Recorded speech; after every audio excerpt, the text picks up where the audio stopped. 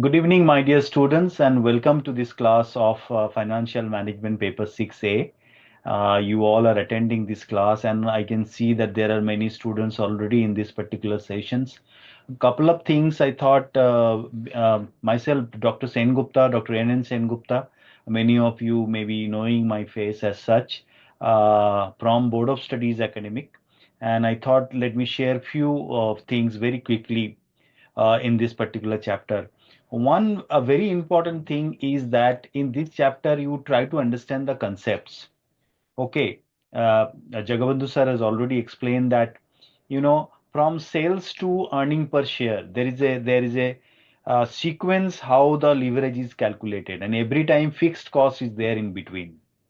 So this is number one, that you try to understand the concept behind it so that it is very easy to calculate any kind of leverage or degree of operating leverage.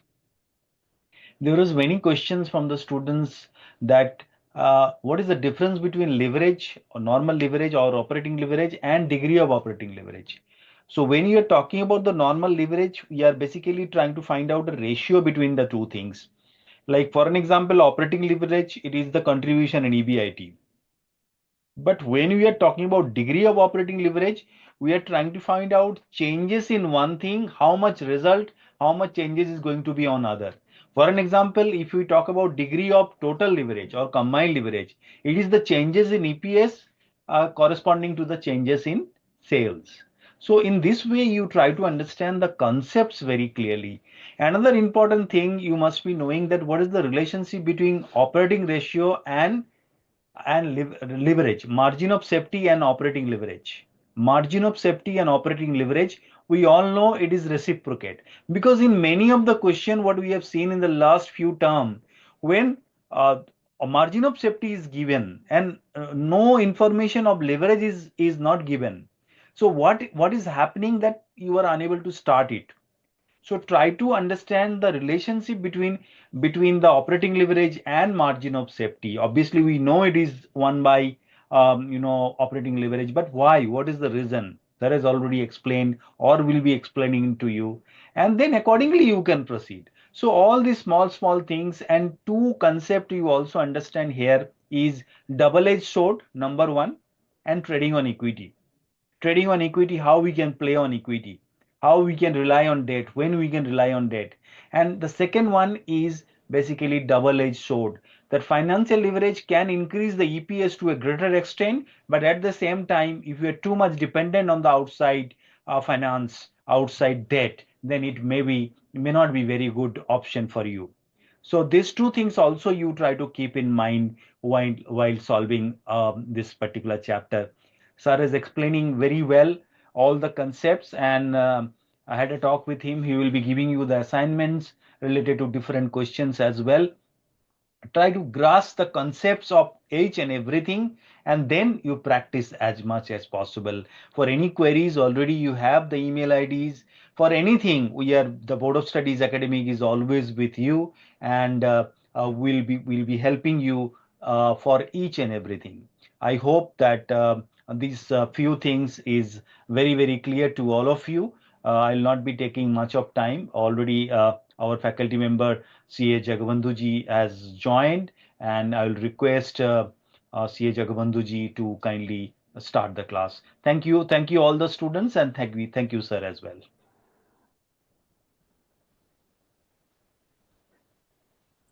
Thank you, Zen Gupta sir, for setting the pitch for me. Okay, so good evening, students. I welcome you back again into this last session of the topic of leverages. Okay, so essentially we have uh, you know covered what do you mean by leverages. It could be like operating leverage, financial leverage, and combined leverage. We have seen or discussed the meaning of all the three types of leverages. Now let us just try to recap it, do some practice questions on that, and also address two of the pending concepts in this. Okay, so first up, let's talk of operating leverage.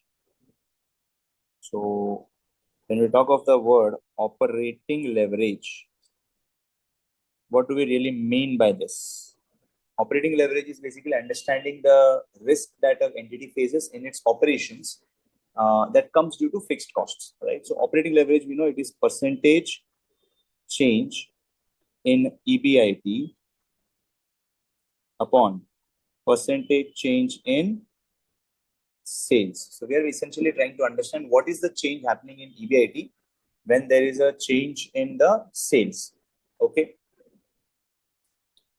Okay. So percentage change in EBIT upon percentage change in sales. Can you tell me what was the shortcut for calculating the operating leverage is? Can you tell me what was the shortcut for operating leverage?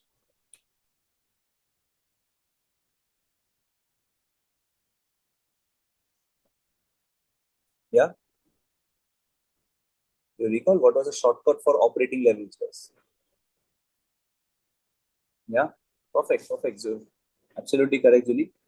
So that's contribution, the shortcut formula. In fact, we have derived this formula in the previous class also, right? So contribution by EBIT. Perfect. Okay. Then after operating leverage, we have like financial leverage.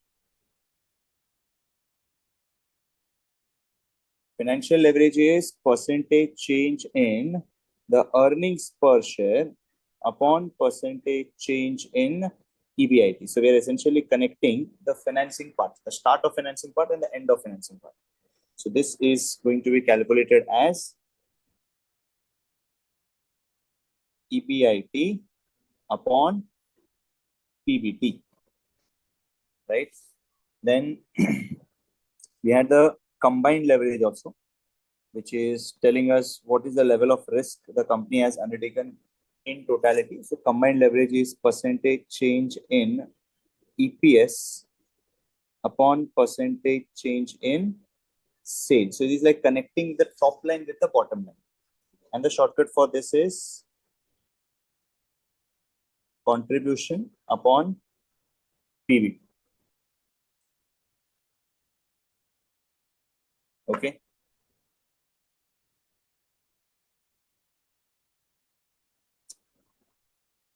Fine. So that's your operating leverage, financial leverage, and combined leverage. The formula we have covered all of these, right? We have discussed all of these formula and also done few questions on this. Now let us just try to solve a few questions, right? Let's just try to solve a few questions so that we are able to address this particular aspect. Now, here, yeah. So this question number 1. The first question over here is just a revisionary question sort of thing. I'll just give you a minute's time to read the question and try to analyze what is being asked. So remember, this is a separate question and this one is a separate question. Okay, both of them are separate.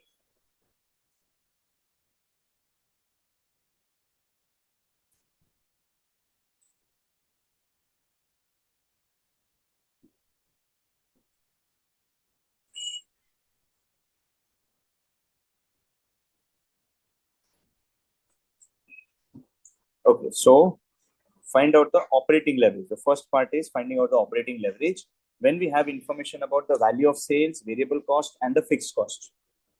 And you have to compute the financial leverage for this data. So now we have this particular data of sales, variable cost, and fixed cost. Let's try to calculate the operating leverage. So we start with sales of 50,000. Okay. So what a value of sales as 50,000. Then we have the next thing to subtract less variable cost. So variable cost is 60% of sales. So essentially variable cost is coming out to be 30,000. And then we have the contribution number. Contribution is 20,000 less fixed cost. Fixed cost is 12,000. So after subtraction of fixed cost, we have EBIT, which is earnings before interest and tax of 8,000. Okay, now we have this summarized income statement up to EBIT. From this, can we calculate the operating leverage? Very easily, sir. So operating leverage is calculated as contribution upon EBIT. Right? So this is computed as contribution upon EBIT. Now contribution upon EBIT. So we say contribution is 20,000 upon an EBIT of 8,000. So that is like 20,000 divided by 8,000. This comes out to be operating leverage is 2.5. Okay, that's the first part. Then second part of the question is we have to compute the financial leverage when we have like net worth, debt equity ratio, interest rate is given, and operating profit is also given to us. So when we say operating profit of 20 lakh, what do you mean by this? I'll give you option. Does this mean gross profit? Does this mean net profit? Does this mean EBIT? What do you feel? What is this operating profit? We already discussed this in ratio analysis. So what is this operating profit? Yeah. What do you mean by operating profit? Operating profit is obviously correct. That's your EBIT. So we have EBIT. From that less interest, that will be the PBT, less tax will give us a profit after tax figure, right? So we have an operating profit of 20 lakh, which is EBIT. Debt equity ratio is 3:1. Interest rate is 12%. Now we have the net worth number is 25 lakh and we have a debt equity ratio of 3:1. So we'll say debt to equity. Debt equity ratio is 3:1. So we can say we don't know what the debt is, but equity is of course the net worth value, which is 25 lakhs. This is equal to 3. And therefore, the value of debt is 75 lakhs. The value of debt is 75 lakhs. Now, once we know that the value of debt is 75 lakh, okay, so 75 lakh, if the debt is 75 lakhs, we can definitely calculate the amount of interest because rate of interest is 12%. So the amount of interest is going to be 75 lakhs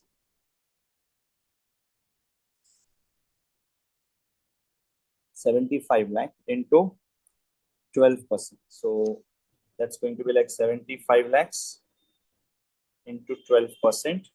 That is 9 lakh. Okay.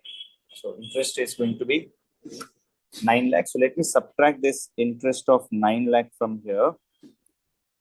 Right. And then we get a PBT of 11 lakh. Now, of course, tax and profit after tax is not applicable because we don't have information about tax. But can we compute financial leverage from this?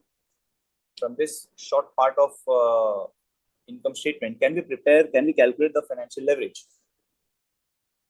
Yes. So what's financial leverage? Financial leverage is EBIT upon PBT. Perfect, guys. So we know EBIT is 20 lakhs upon a profit before tax of 11 lakh. So 20 lakhs upon 11 lakhs, financial leverage will be 1.8182. I hope you all are able to get this answer.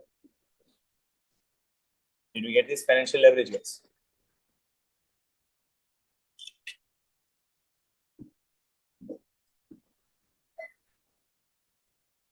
Yeah. Everyone?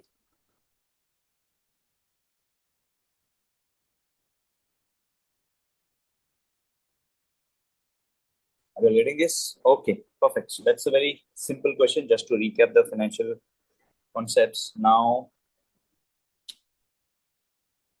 I want you to go through one of the concepts. Look at this question number 4. Just read this question number 4, guys, and try to understand what is being asked in the question.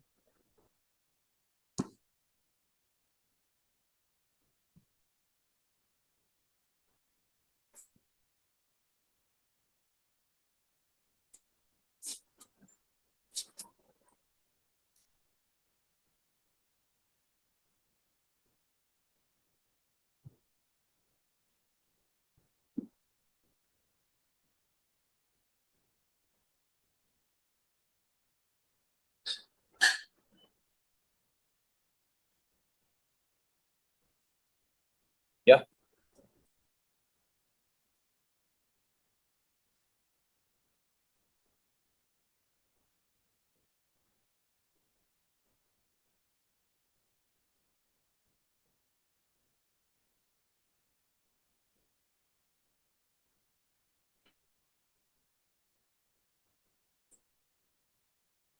So operating income of textile firm amounts to 1,86,000. Okay. And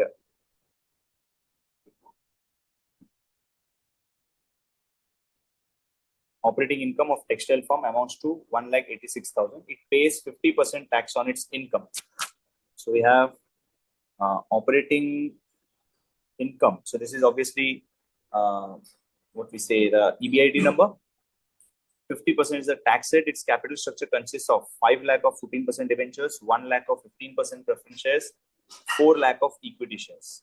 So determine the firm's earnings per share, determine the percentage change in EPS associated with the 30% change, which is both increase and decrease in EBIT. Based on that, we determine the degree of financial leverage at the current level of EBIT.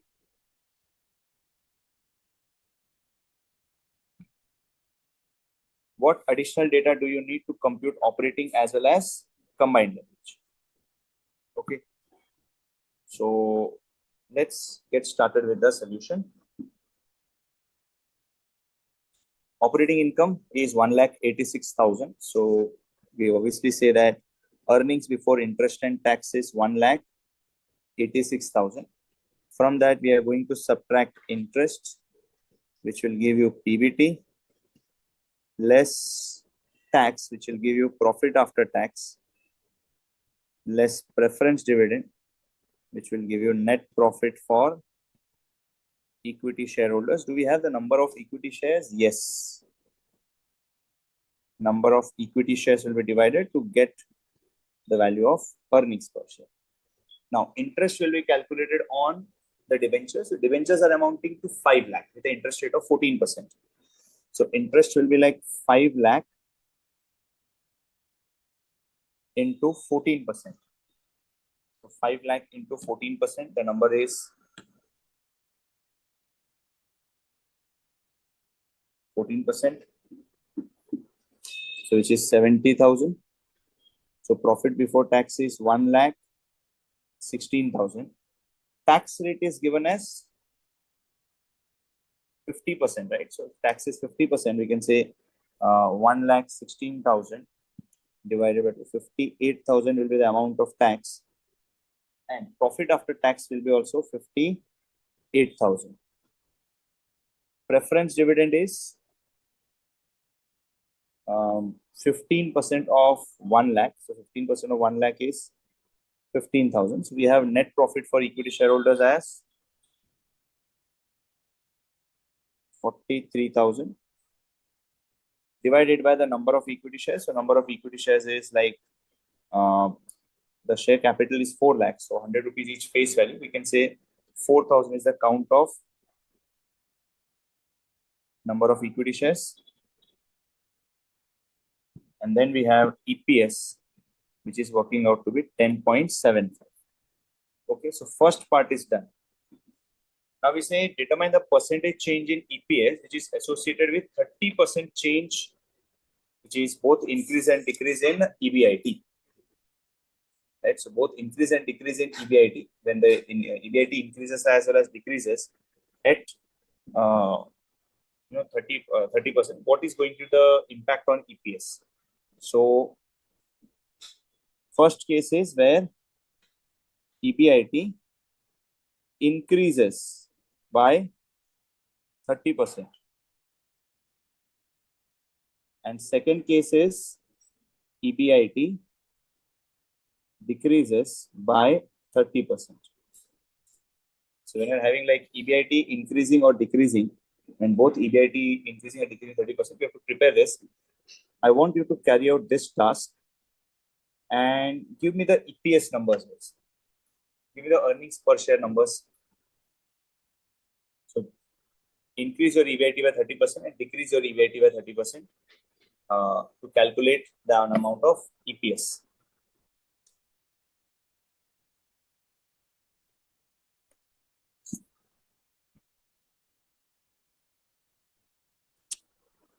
Yeah, calculate the EPS numbers is.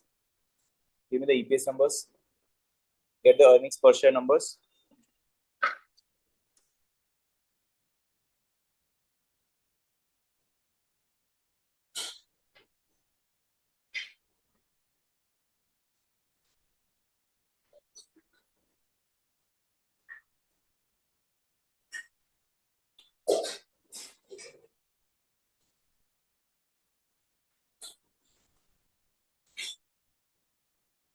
Yep, give me the EPS numbers.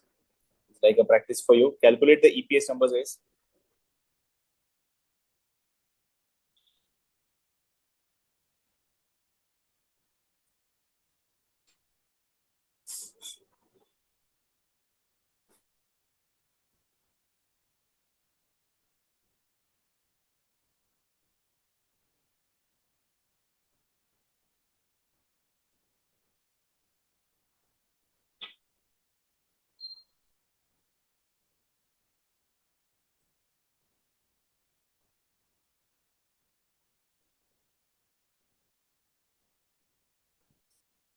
Hmm?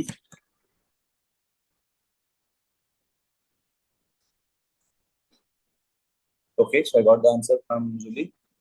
EBIT when increases, it becomes 17.725. Okay, and what about when EBIT decreases? What about if the EBIT decreases? If the EBIT is decreasing by 30%, can you see what is the EPS value?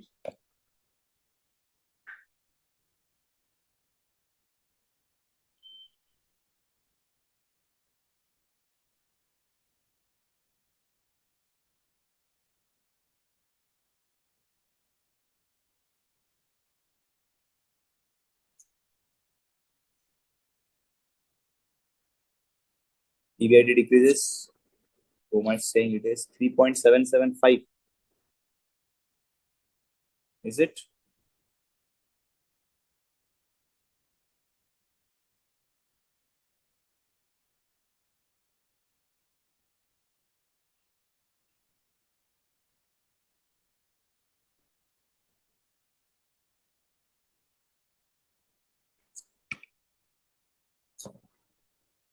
$3.775, everyone?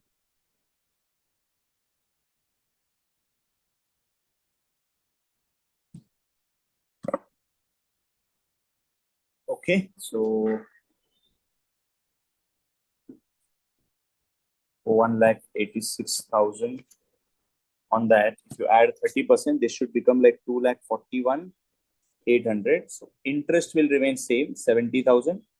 PBT is going to be 2,41,000 minus 70,000, which is 171,800. Tax is based on this, which is 85,900. So your PAT will be also 85,900. Preference dividend will continue to be 15,000. And then we have 85,900 minus 15,000, which is 70,900. And you divide it by number of equity shares of 4,000. This is 17.725. Okay. Now, when your EBIT decreases by 30%, it will be like 1,86,000 into 0.7, which is 1,30,200. Interest is going to be on this, the fixed amount of 70,000. PBT will be 60,200. Tax is half of this, which is obviously going to be 30,100. So preference dividend is going to continue as 15,000. Net profit for equity shareholders will be 30,100 minus 15,000. So that's 15,100. And that is going to be divided by 4,000. It's 3.775. Absolutely correct, guys. Now, if you want to compute the degree of financial leverage, there is something going to be new concept or new, happening over here. Degree of financial leverage.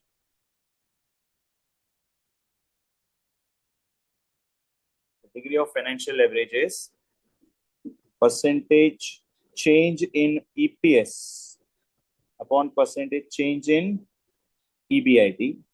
This is one of the formula, right? So let's just calculate this particular aspect, percentage change in EPS.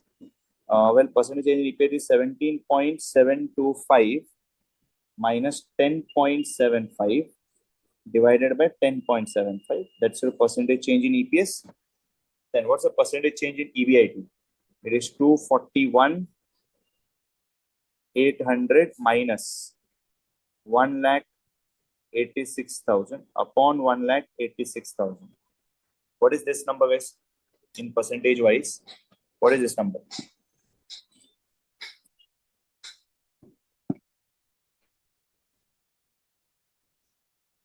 Yep. This is 64.88%. And here there is 30% change, right? So we get 64.88 divided by 30, which is 2.16.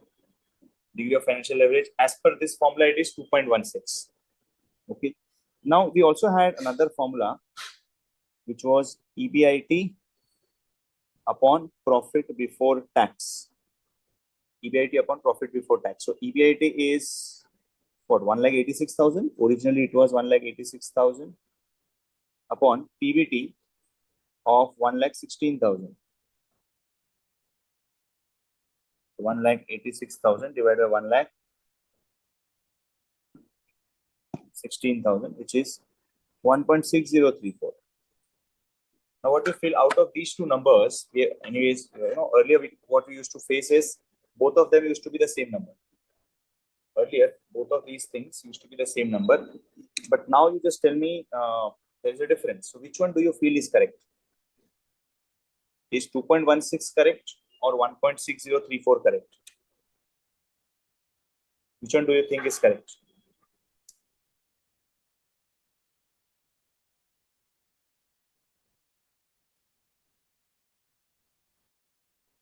The first one is correct. Absolutely, guys. First one is correct because that's the original form in which the financial leverage is calculated.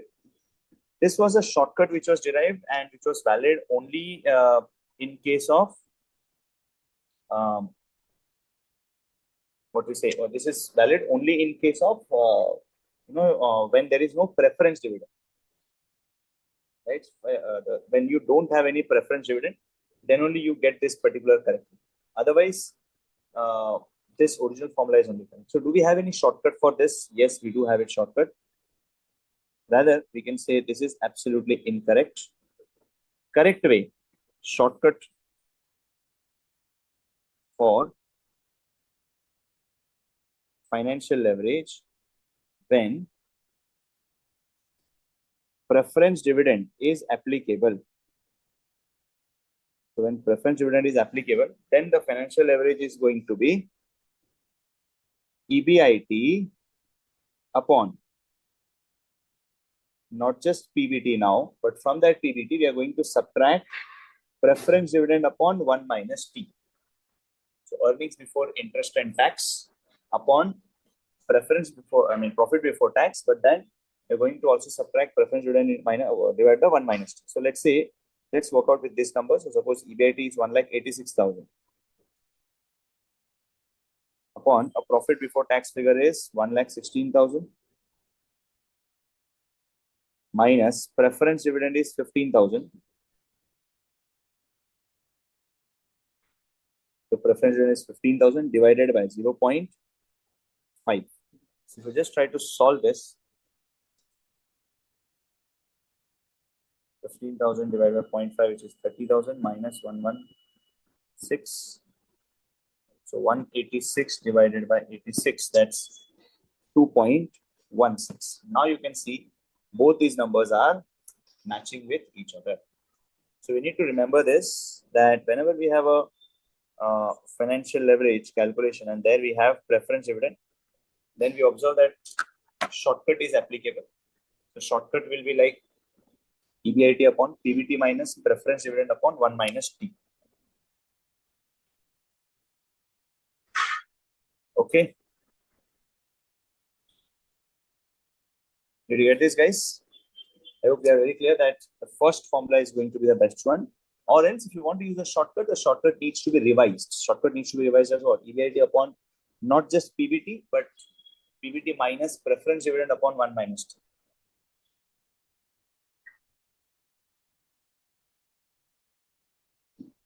Okay.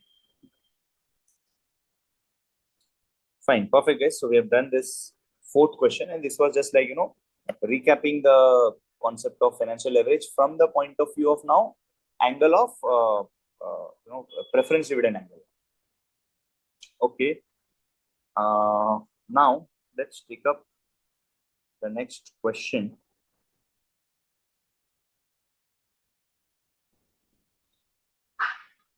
Yeah, try out this question number 8.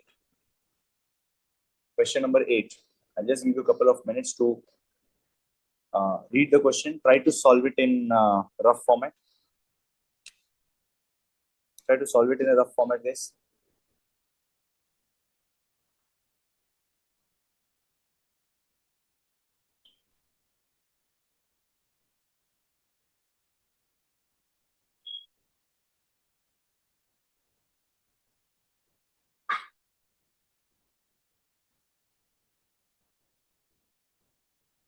We reduce preference dividend from tax since we issue dividend and we divide preference for tax. Yes, Bhuma, you are correct.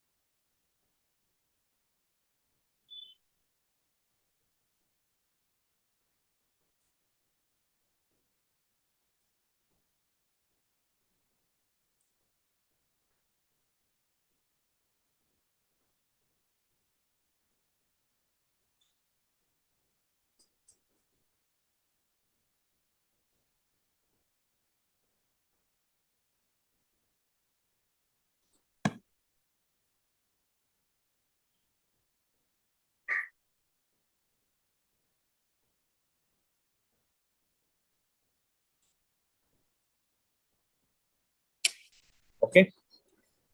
If we attempt it, okay, someone has already got the financial leverage number.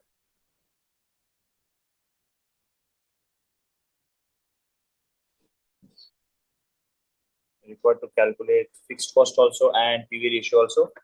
I hope you might have already started thinking about the solution. Let me just get started with it.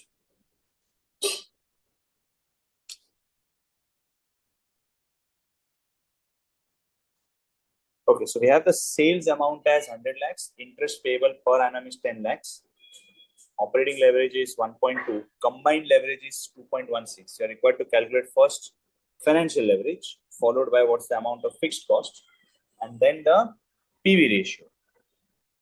Okay, so let's say we're talking of sales.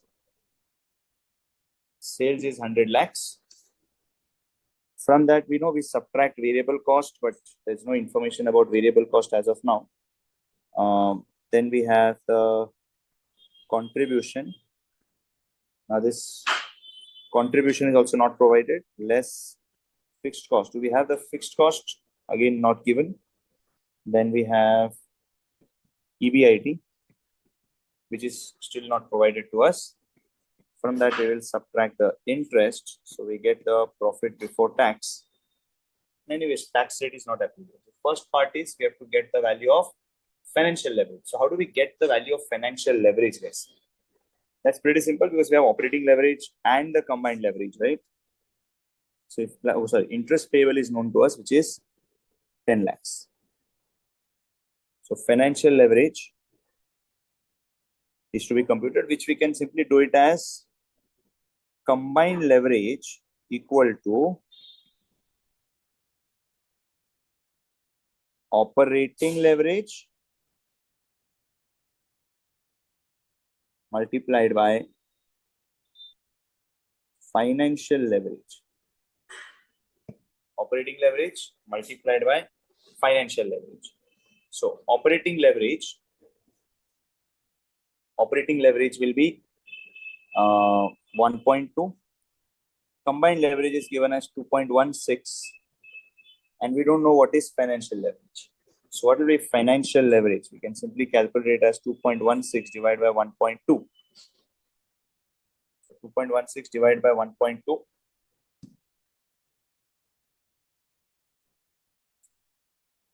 2.16 divided by 1.2, which is coming out to be 1.8, right? Now, how do we get this fixed cost and also the PV ratio? So it's like, we have got the value of financial leverage and we know the value of interest. We know the value of financial leverage and the interest. We can connect both of them and try to get the values of the remaining items. So it's like, we'll say financial leverage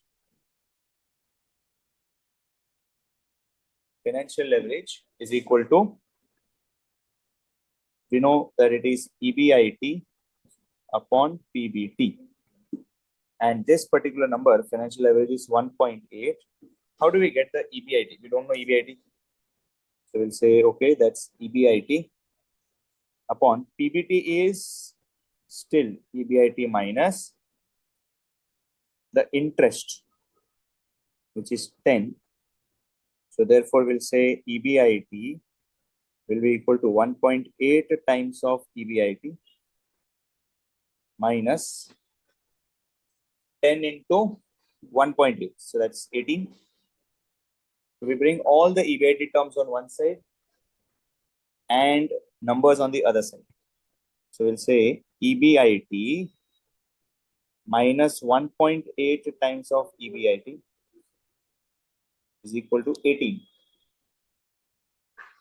So this is minus 0.8 EBIT, right? Minus 0.8 EBIT is equal to minus 18.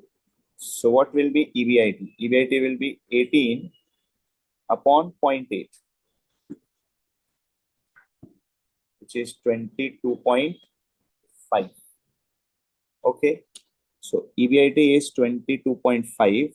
So PBT will be after subtracting it, which is 12.5, and then we can do the reverse calculation. But for reverse calculation, again, we'll have to take help of operating leverage, because I want to calculate the fixed cost contribution, right? And which is the leverage which connects of EBIT with contribution of fixed cost.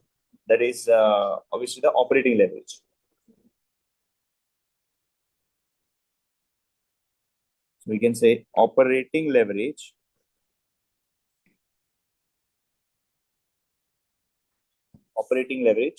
we know it is contribution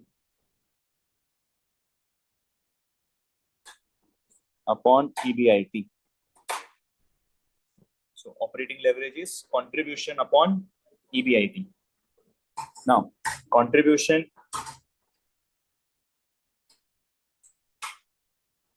is something that we don't know,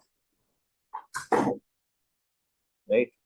So, but we know that contribution upon EBIT as a ratio, which is operating leverage as a number, that's 1.2. So operating leverage as a number is 1.2. So the number of contribution is something which we don't know, but we know the value of EBIT.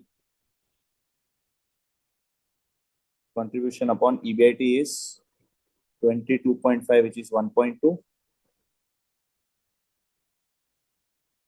And contribution is 22.5 into 1.2, which is 27. The contribution is 27. So what will be the fixed cost amount, guys? Can you tell me what will be the amount of fixed cost? What will be the amount of fixed cost? 4.5? Is it 4.5 or 5? Yeah, that's 4.5. And what will be the variable cost number? What will be the variable cost number? Variable cost is 73. Perfect. So we got the financial leverage number. We got the fixed cost. Now only thing left is PV ratio. PV ratio. Right. So how do we calculate the PV ratio? PV ratio is simply contribution upon sales. So contribution is 27 upon sales of 100, which is 27%. Sorry, my bad. Yeah, contribution is 27%.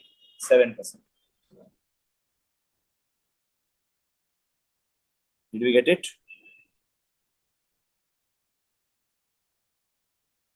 Everyone?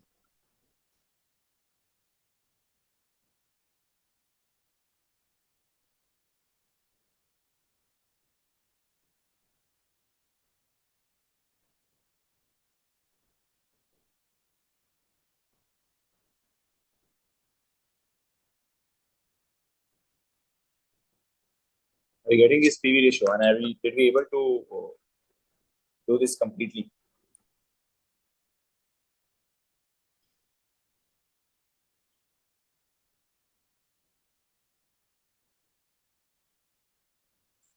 Yes. Okay. Perfect. Fine. Then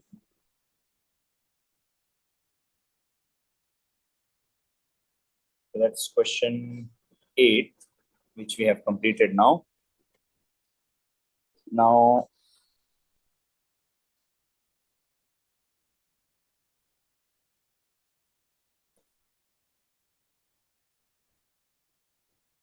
yeah, question number 9 is. Look at question number 9. Question number 9. Just give a couple of minutes to go through the question and try to attempt it in scribbling or in rough work, and then we'll start with that. Go through question 9, number 9, carefully, guys.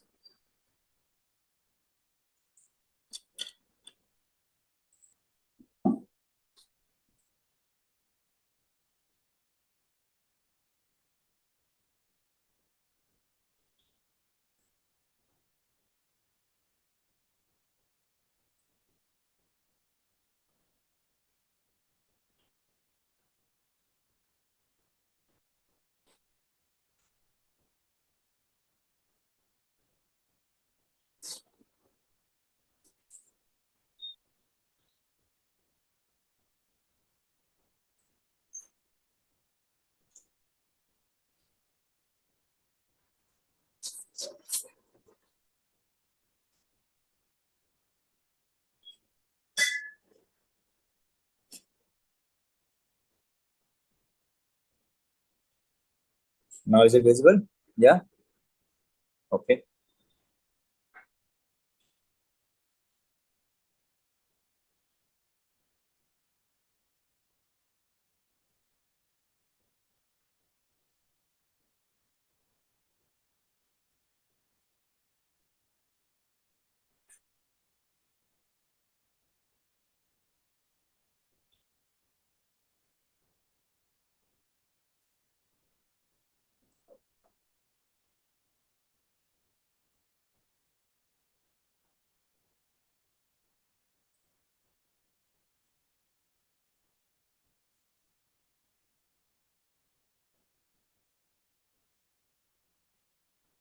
Okay, so capital structure Shiva Limited consists of equity share capital of 20 lakh, share of rupees 100 par value, and 20 lakh of 10% debentures.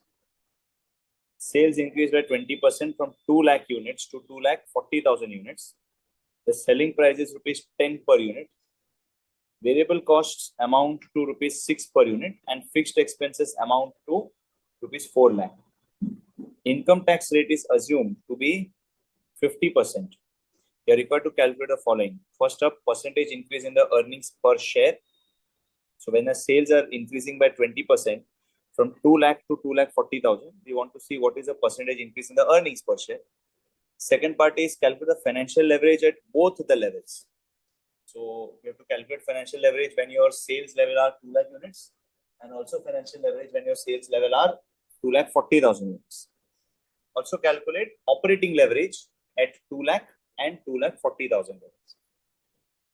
Okay, so both the situations you have to calculate the leverages. We can simply calculate that by preparing the income statement. So let me first prepare the income statement starting with sales till profit before tax. So do we have the number of shares every year? You have to take it up to EPS. Okay. So we start with sales less variable cost. That will give you contribution. Then from that, you're going to subtract fixed cost, which will give you earnings before interest and tax. Further subtracting the interest will give us profit before tax. Further subtracting the tax will give you profit after tax. Divide this by number of equity shares and you get the value of earnings per share or EPS. Okay. So initially we were selling, sales increased by 20% from 2 lakh units to 2 lakh 40. So we have the units of sales. Units are like basically at 2 lakh level, we want to compute the EPS, and also at 2 lakh 40,000 level, we want to compute the value of EPS. Now sales is dependent on the sale price. Sale price is 10 per unit, variable cost is 6 per unit. So sale price is 10, variable cost is 6. So sales is going to be like 20 lakhs. And this is also going to be equal to 20 lakhs. Variable cost is going to be 20 lakh, and 2 lakh units into 6, which is 12 lakh. And then on the other side, the sales is going to be 24 lakhs. So the variable cost is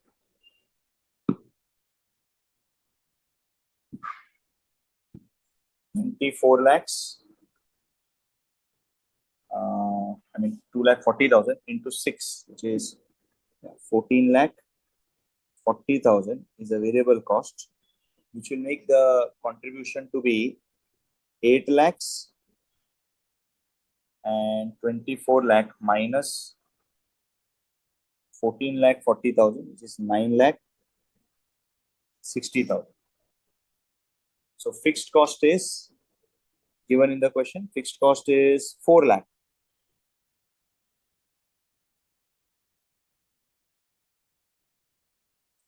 Fixed cost is 4 lakh. So EBIT is going to be 4 lakh. And this is going to be 5 lakh 60,000.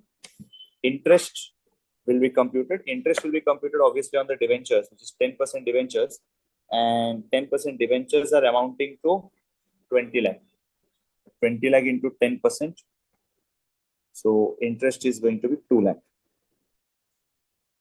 So in both the situations, interest is going to be 2 lakh. Your profit before tax is 2 lakh and 3 lakh 60,000. Tax rate is given in the question as 50%. So for a 50% tax rate, you can say tax will go as 1 lakh in this case, and there it's going to be 1,80,000. So we have a PAT value of 1 lakh and 1,80,000. Number of equity shares is 20,000 because your share capital is 20 lakh and shares are rupees 100. Face value is 100. So obviously the number of shares that are outstanding is 2 lakhs. Sorry, 20,000. So now EPS will be 1 lakh divided by 20,000, which is 5 rupees. And here it is 1,80,000 divided by 20,000, which is 9 rupees. Okay. So what we say is units or sales are increasing by 20%. And this EPS is changing by what percentage, guys? What is the percentage change in EPS that we are observing? Percentage change in EPS from EPS is changing from 5 to 9. EPS is changing from 5 to 9.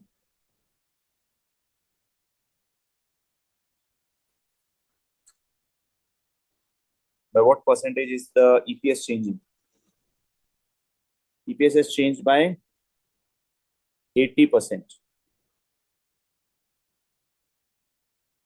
Right? So we have changed the EPS by 80%.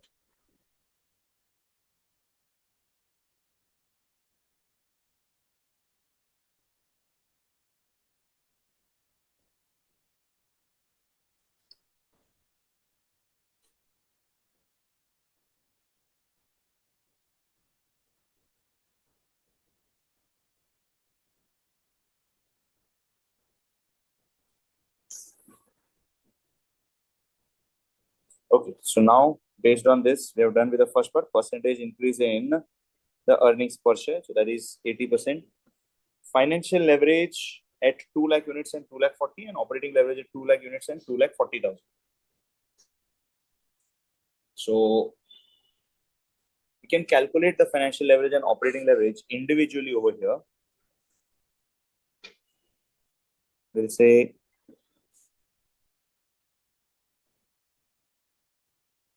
operating leverage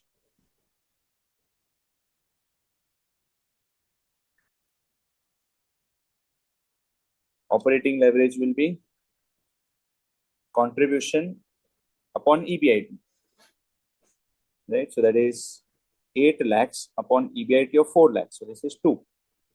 But on the other side, this is becoming contribution is 9.6 lakh upon EBIT of 5.6 lakh. So 9.6 divided by 5.6. 9.6 divided by 5.6, which is 1.7143. Right? And also financial leverage is EBIT upon PBT. Remember, there's no preference dividend over here. So there's no preference dividend applicable. So we can simply take it as it is. So financial leverage will be EBIT of 4 lakh upon PBT of 2 lakh. Is also 2. But over there, the financial leverage is 5.6 lakh, which is EBIT, upon PBT of 3.6 lakh. So how much is this? 5.6 divided by 3.6, which is 1.5555. Now, what do we observe? If you are selling more number of units, what's going to happen with the leverage numbers? If you are selling a larger quantity of units, what is happening to the leverage numbers? Yeah, the leverage numbers are reducing, right? Because you can see operating leverage fell from 2 to 1.71 something, and financial leverage also fell from 2 to 1.5555. Right? So financial leverage also fell from 2 to 1.5555. So it's like if you're selling more number of units, your leverages number goes down, right? And as your leverages number goes down, it indicates that you're reducing the risk that you're undertaking. So risk that is undertaken gets reduced when you're obviously selling a higher number of units. Because if you sell higher number of units, you are in a position to generate more returns, and as you generate more returns, uh, we can get as we generate more returns, we can get get it through like you'll be in a better situation to handle the risk, right?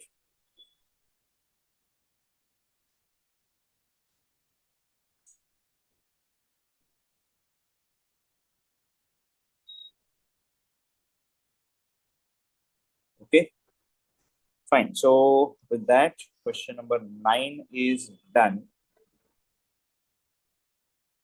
Question number 9 is done. Now I want you to calculate, and I want you to solve this question number 10. Try out this question 10, guys.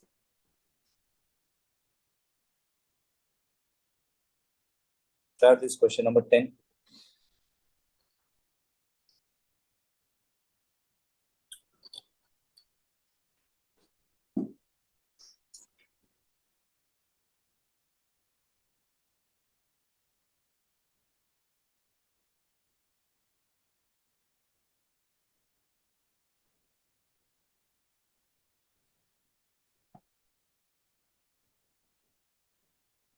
Just look at the question 10 and try to solve it in rough. Maybe I'll just give you a couple of minutes.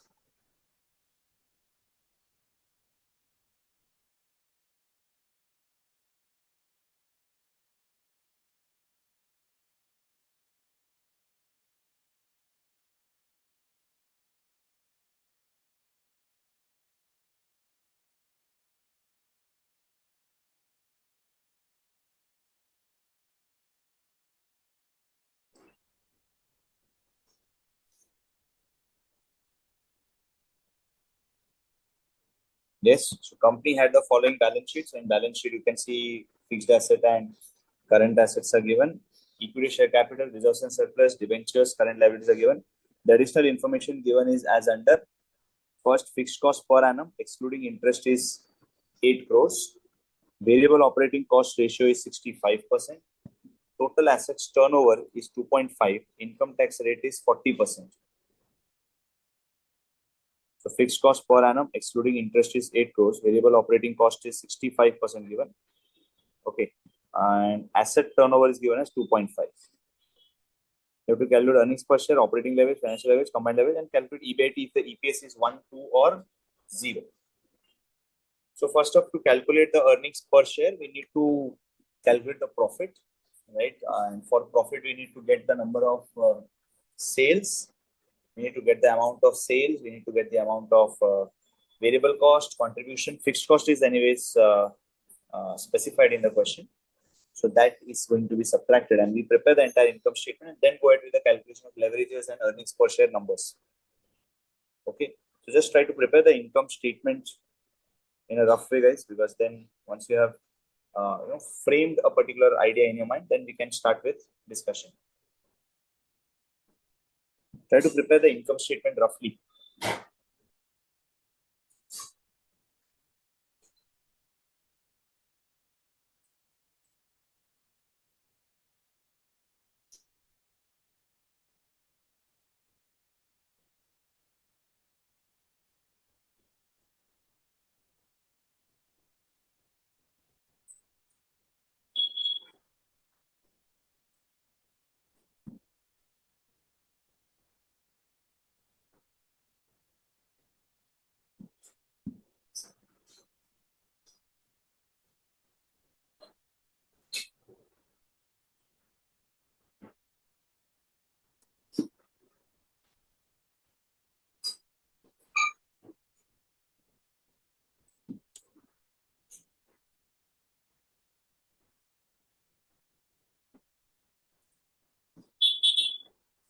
PAT, we're getting 14.4. Seems to be correct.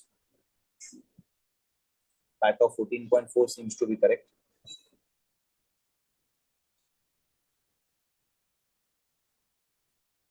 Okay, you'll have to start this question by thinking about this total asset turnover. You have to use total asset turnover to get the value of sales and then go about calculating all other items.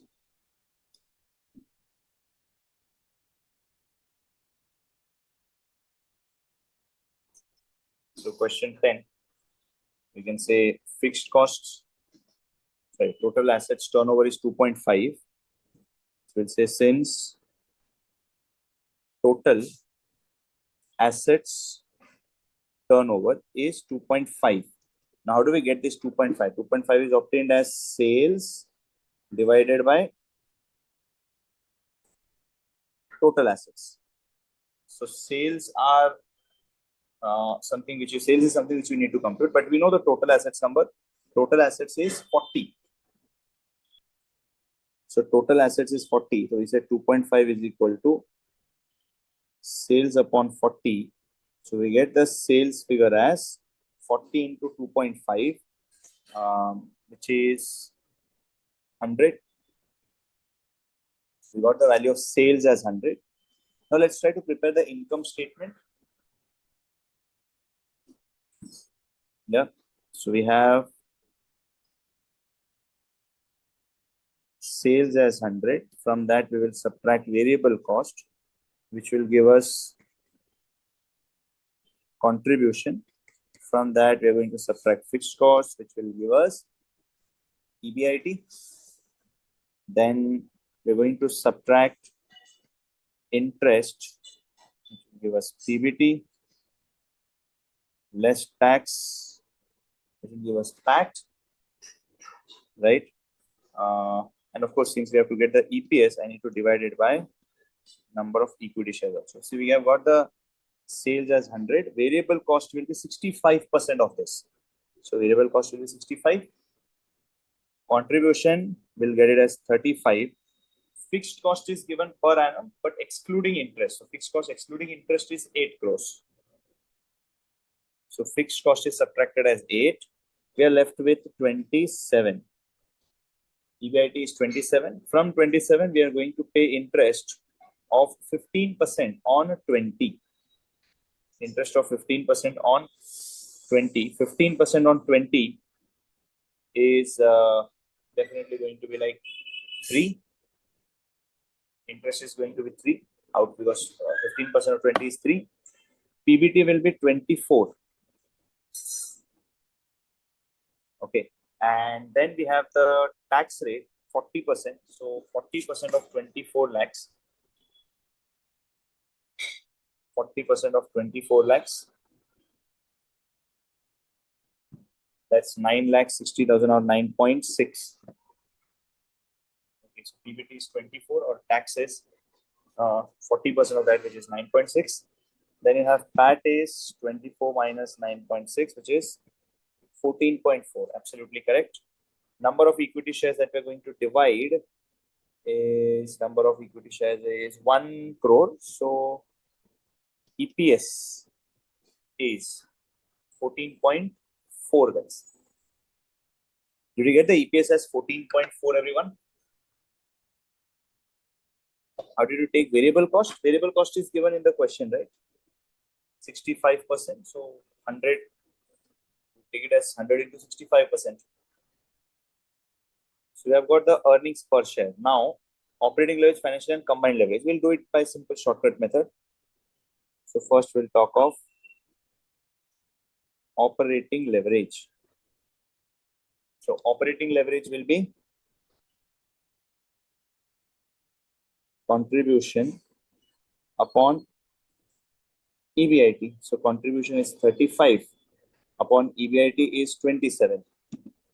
So 35 divided by 27, which is 1.2963. Right?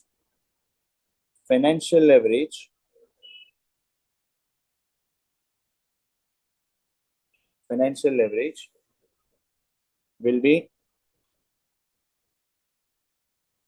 EBIT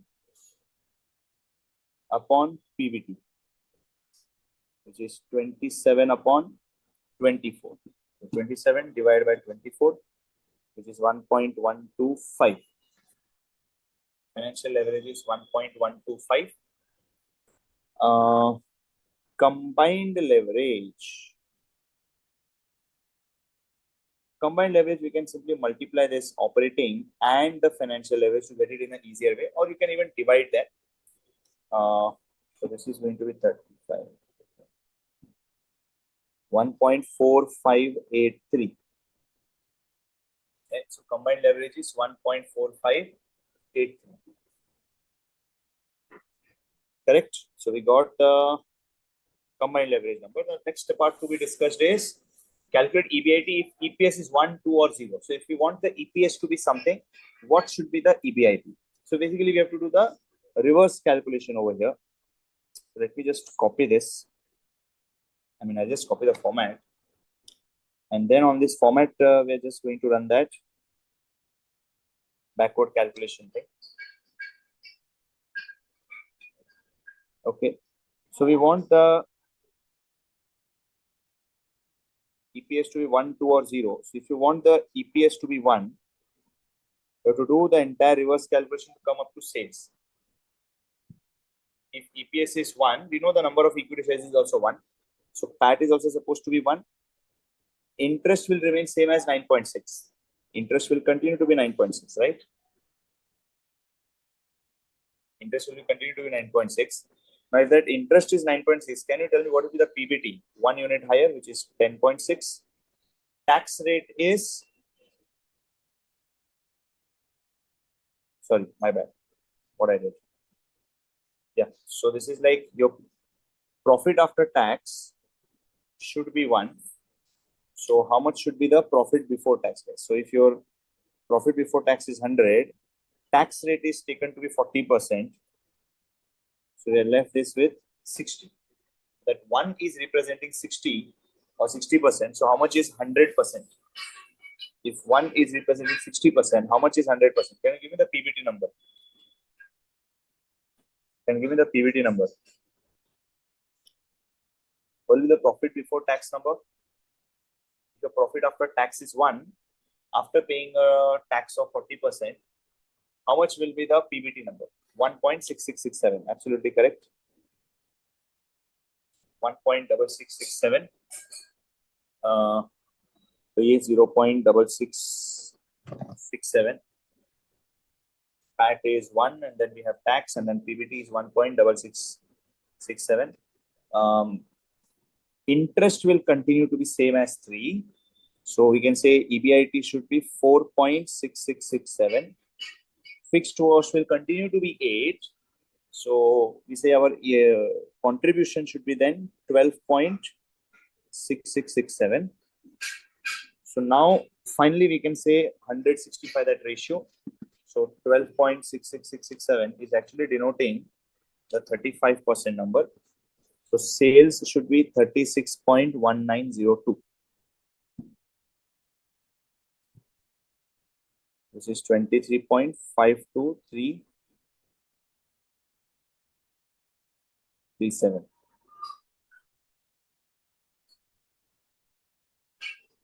Okay. Or you can simply take the difference, 36.1902 minus 12.5237. That's just rounding up error, 23.665. Variable cost is going to change because variable cost is dependent on the number of units that you sell, right, Dhanush? Variable cost is dependent on the number of units that you sell. So as the number of units change, the variable cost is also going to change. And therefore, variable cost is different number. Now, similarly, for EPS of 2 and for EPS of 0, we have to compute. We'll do the same reverse calculation, right? Do the reverse calculation. Give me the value of sales. Give me the value of sales.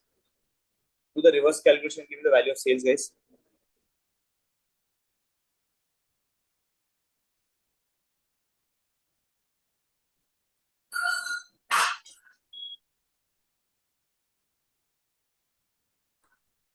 Sales has been obtained by simple cross multiplication.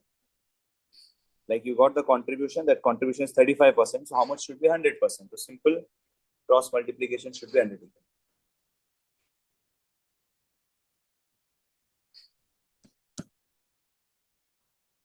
Did you get it, Naina?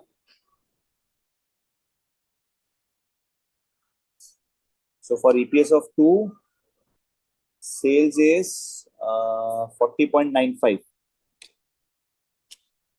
This is 40.9523. And obviously for EPS of 0, your PAT should be also 0. And if your PAT is 0, obviously tax will be 0, your PBT will be 0. Interest should be only your EBIT. So fixed cost of 8, which means your contribution is 11. And that 11 is actually denoting the 35% contribution. That's 11 is denoting 35% contribution. So 11 divided by 0.35, simple cross multiplication. That should give you 31.43. Okay, how to calculate PBT? Reverse calculation. So PBT is like 100 minus something is 40, right? So it should be like PAT plus tax equal to PBT. So simply do the reverse calculation. Whatever you're subtracting in reverse calculation, you make an addition for that. Did you get it, everyone?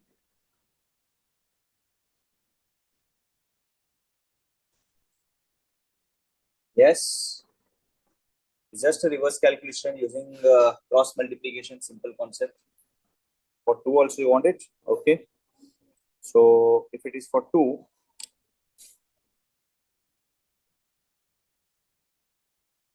so number of equity shares is 1. So your PAT should be 2 crores. If PAT is 2 crores, that's representing actually the 60% part. So 2 is representing 60%. So what will be the 100%? So simply doing the cross multiplication. So 2 divided by 0.6, which is this should be 3.33 and tax is 1.33. Okay. And then they have the interest of 3. EBIT will be 6.33. Fixed cost is 8. And then this is 14.33. So 14.33 divided by 0. Contribution is denoting 35%. So that is 40.95. Yes. Perfect.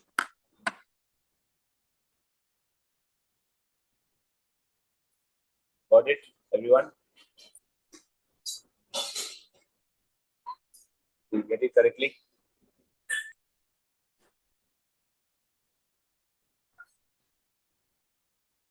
Okay. Fine. So with that, let's just take a break, guys.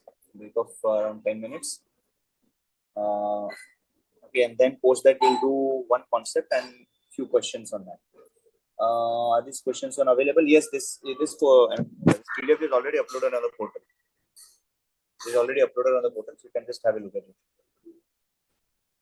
Okay. Fine, guys. So let's just take a break right now. A break of around 10 minutes, and then we'll resume with one more concept and the questions.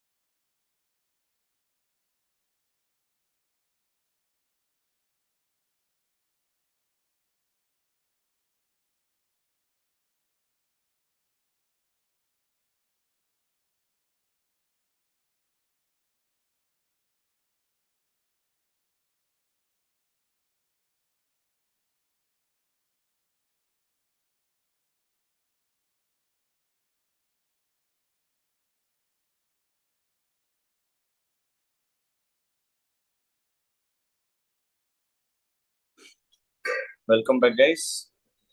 Shall we begin?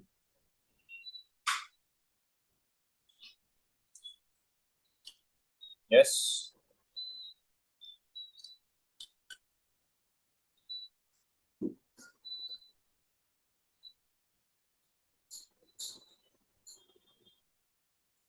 Okay.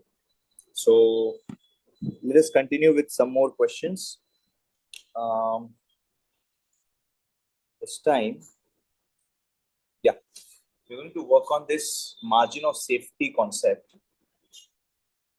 Then maybe do a bit of calculations or do the next question. I hope we are aware of something called as margin of safety, guys.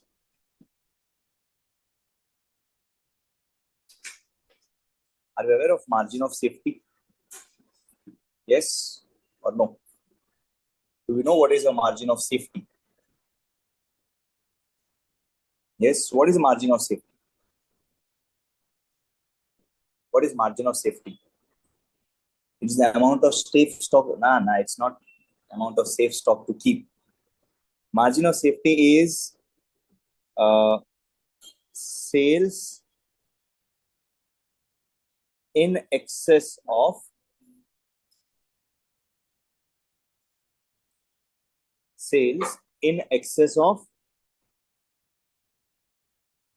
break even point.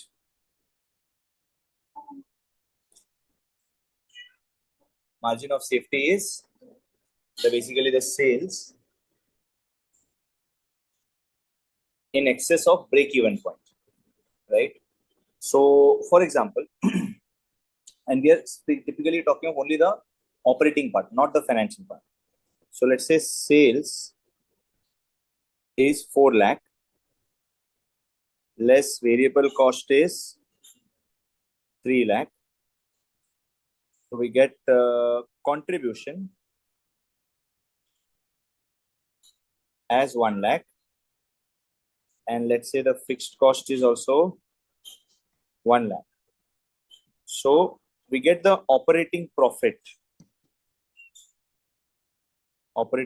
to be 0, right? Operating profit is 0. So this sales is essentially the break even point, because at this point your operating profit is 0.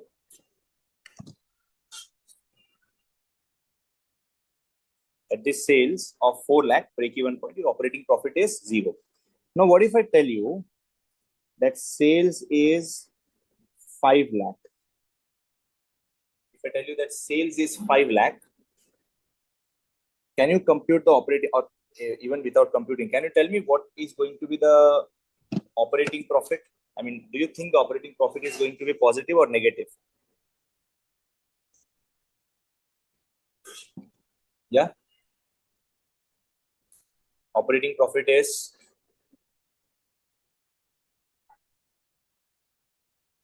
it going to be more than 0 or less than 0? Of course, it's going to be like, more than 0, because it's, if your sales is higher over and above the break even point, it's going to be definitely more, right?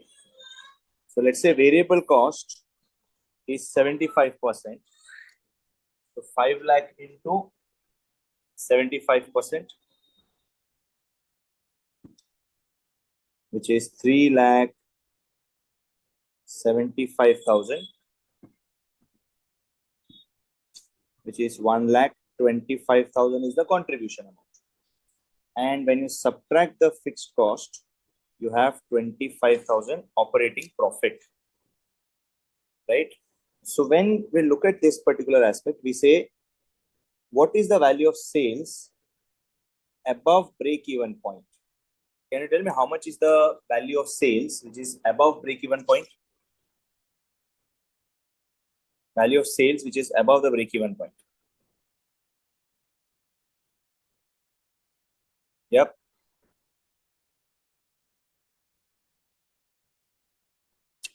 How much is the value of sales? Okay, value of sales above break even point is 1 lakh. So this 1 lakh, which is basically the level of sales over and above the break even point, is what we call as margin of safety. Is what we call it as margin of safety, That's actually 1 lakh is the margin of safety. So up to 4 lakh, whatever is the amount of sales that you do, yeah, whatever is the amount of sales up to 4 lakh is not going to generate any profit. In fact, at 4 lakh, you can say your operating profit is 0. So at 4 lakh, your operating profit is 0. Beyond 4 lakh, whatever sales you're generating, that is going to essentially provide you some sort of additional profits, or operating profit is going to be generated from that. Now, this 1 lakh margin of safety, which is the excess over and above the break-even point, that is going to provide you to the profit, right? So this particular break-even point, over and above break-even point, whatever we have, that's the margin of safety. Now, there is very much relation between the margin of safety and operating leverage. Now, margin of safety, this is in obviously rupee terms, right? And if I want to say margin of safety in percentage terms, I can say that 1 lakh is the margin of safety out of total sales of 5 lakh. So out of total sales of 5 lakh, you are having a margin of safety of 1 lakh. So which means the margin of safety stands as 20%. Margin of safety is standing as 20%, right? Now, there is a relationship between margin of safety and the operating leverage. So if I tell you that margin of safety, we calculate it as what? Sales. Margin of safety we calculate as what? Sales minus break-even point upon sales, right? How do I just modify this to bring the operating leverage into picture?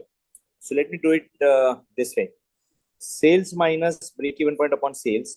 I just multiply both numerator and denominator with the PV ratio. So this will become like sales into PV ratio minus break-even point into PV ratio upon sales into PV ratio.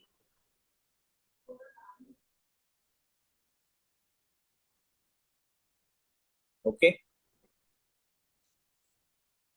Now, what do you say with the term sales into PV ratio? What will be the like what we did over here? That's the same thing that you're looking at over here, right? Because sales minus break-even point was 1 lakh. Sales was 4 lakh and break-even, sorry, sales was 5 lakh, break-even point was 4 lakh. So what is sales into PV ratio? Sales into PV ratio is the contribution, right? Sales into PV ratio is contribution. Then we have minus break-even point into PV ratio upon, again, contribution. Okay, break-even point into PV ratio upon contribution. Now just think over here. Break-even point into PV ratio. How do we, what is this number going to denote? What is break-even point into PV ratio? What's the value of break-even point into PV ratio? Yeah? Anyone? 0? No. It's not 0. Break-even point into PV ratio is not 0. I'll just try to say right now, just accept it is, accept as it is. I'll derive it later on. Break-even point into PV, or let me do one thing. I'll just derive it for you and then substitute over there. So we're talking of break-even point into PV ratio. What is this really going to be? We know that break-even point is going to be computed in a particular manner. So how do we go about computing that break-even point? So let me write it like this over here. Sales less variable cost will give you contribution, less fixed cost will give you EBIT, right? So we want to say that EBIT has to be 0, right? So if EBIT has to be 0, this fixed cost has to be contribution, right? Because if you want your at break-even point, your EBIT is 0, right? At break-even point, your EBIT is 0. If your fixed cost is to be calculated, can I say your contribution should be fixed cost? Then only after subtracting fixed cost you get the EBIT as 0. So when your sales is the break-even point, when the sales is the break-even point, your contribution and fixed cost are going to be same. So from this we can say fixed cost is equal to contribution, right? This means fixed cost is equal to contribution. Now, to calculate contribution, can we do like this? Sales into PV ratio, right? So fixed cost is sales into PV ratio. And remember, this sales is your break-even point. This sales is a break-even point. So we get a formula as break-even point is equal to fixed cost upon PV ratio. So it's quite obvious that fixed cost will be break-even point into PV ratio. So we can say that this is fixed cost. And when I subtract, when I take it as like contribution minus fixed cost upon contribution. Contribution minus fixed cost, what is that? That's earnings before interest and tax upon contribution. Now this particular notation, does it seem similar to some sort of any leverage? Does it seem similar to any sort of leverage? Does this seem similar to any sort of leverage, guys? Does this seem similar to any sort of leverage or no? Yep. Can I say it's a reciprocal of operating leverage, right? If I write this as 1 upon contribution upon EBIT, this is 1 upon contribution upon EBIT is operating leverage. So basically, we have a relation between margin of safety and the operating leverage. So margin of safety is 1 upon operating leverage. The margin of safety is 1 upon operating leverage. Yep. Does this make sense to you? Margin of safety is 1 upon operating leverage.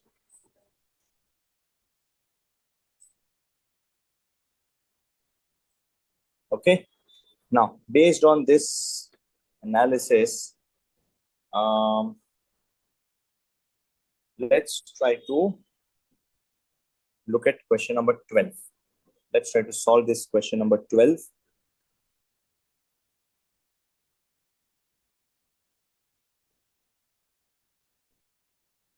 So I'll do it for company A and you can reciprocate it for company B later. So company A, we have got a margin of safety of 0.2. Now, since margin of safety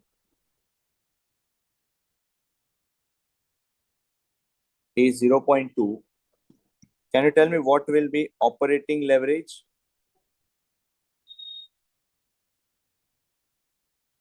What will be the value of operating leverage?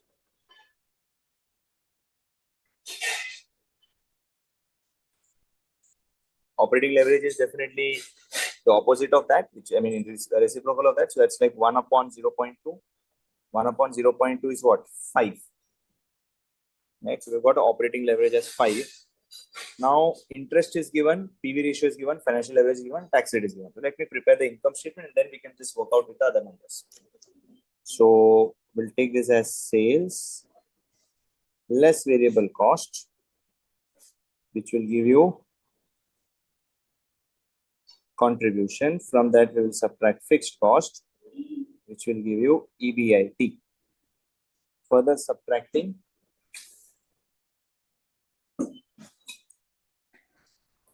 the interest So get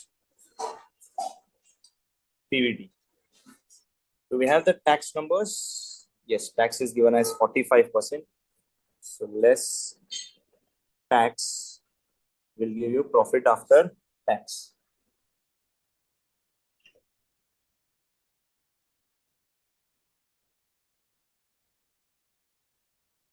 Margin of safety is 1 upon operating leverage. Absolutely correct. So of course, operating leverage will be 1 upon margin of safety. They both are reciprocal to each other, right? And as income statement, we have the information of only interest. And that to the amount of interest is 3,000.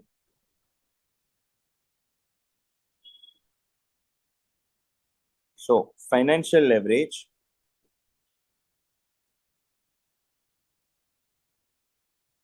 is something that we're going to use, right? So financial leverage is EBIT upon PBT. Financial leverage is EBIT upon PBT. Now, we know that this particular number, financial leverage, is given in the question to be 4.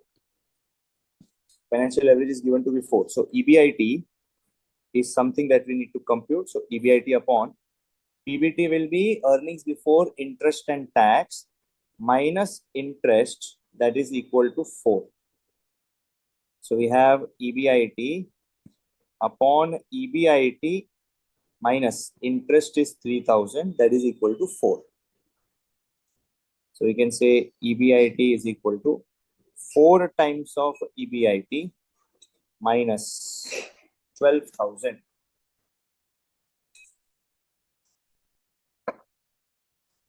Okay. Now bring all EBITs on one side. Bring all the EBITs on one side. We say minus 3 EBIT is equal to minus 12,000. So the earnings before interest and tax number is 4,000. So we get the EBIT as 4,000. We can obviously calculate all the downstream numbers, which is PBT will be 1,000. Tax rate is 45%. So 450. So PAT will be 550. Okay, PAT will be 550. Then we have to use the operating leverage number.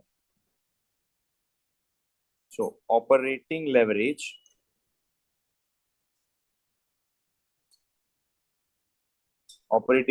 is 5.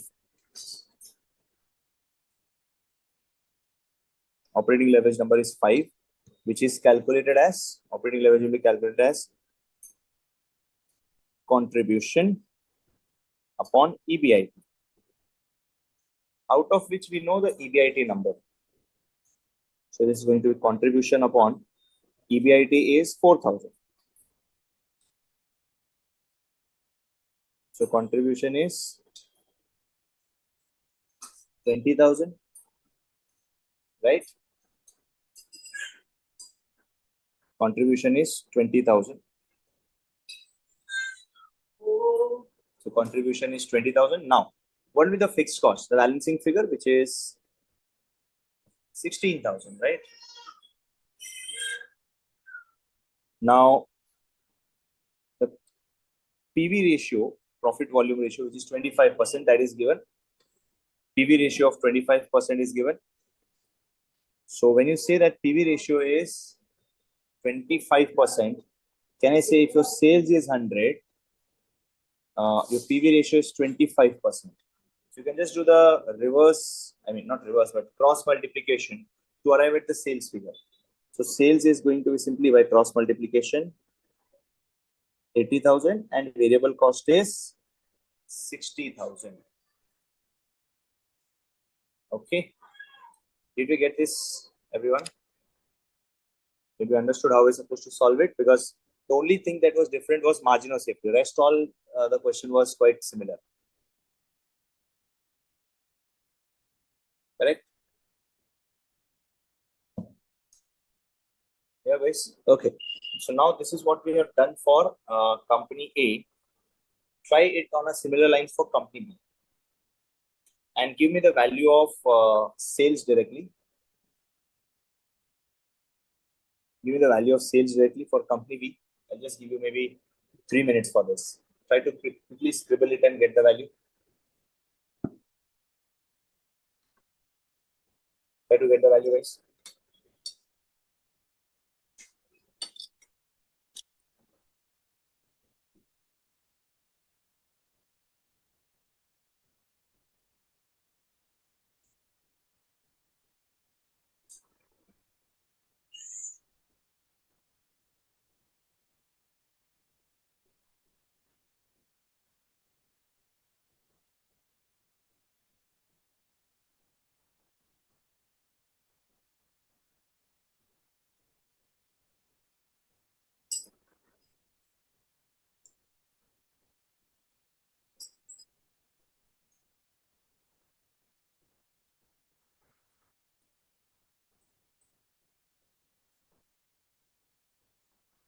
Yeah, I'm waiting for your answers. Solve it in the similar lines. First, you need to get the operating leverage. First, tell me what is your operating leverage? What's the operating leverage for company B? For company B, what's the operating leverage? Operating leverage is 4. Okay, perfect. Then calculate the sales value on the similar lines. As we did for company A, try it on a similar lines for company B.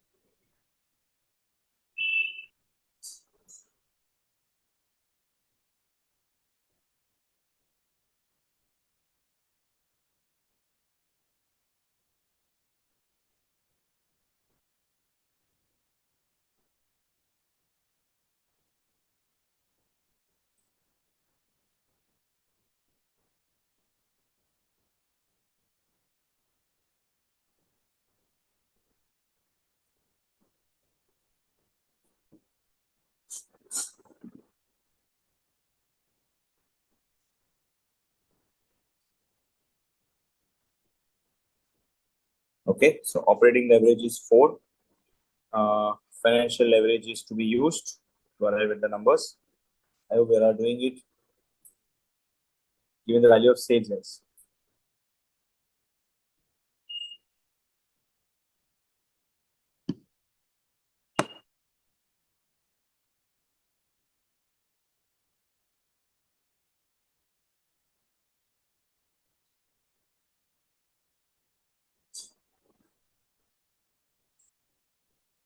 Okay, sales is 36,000.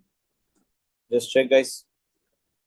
Sales should be 36,000. Yes. Are we all getting this 36,000 sales? Just confirm. Just confirm it, guys. Are we getting this sales as 36,000?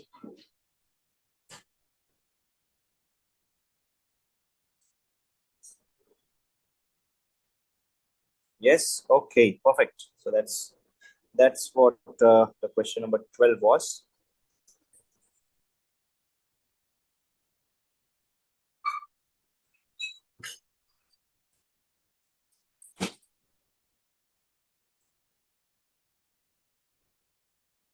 Okay. Then let's try to solve one more question. So that is going to be like, yeah, question number 5, guys. Let's take up this question number 5.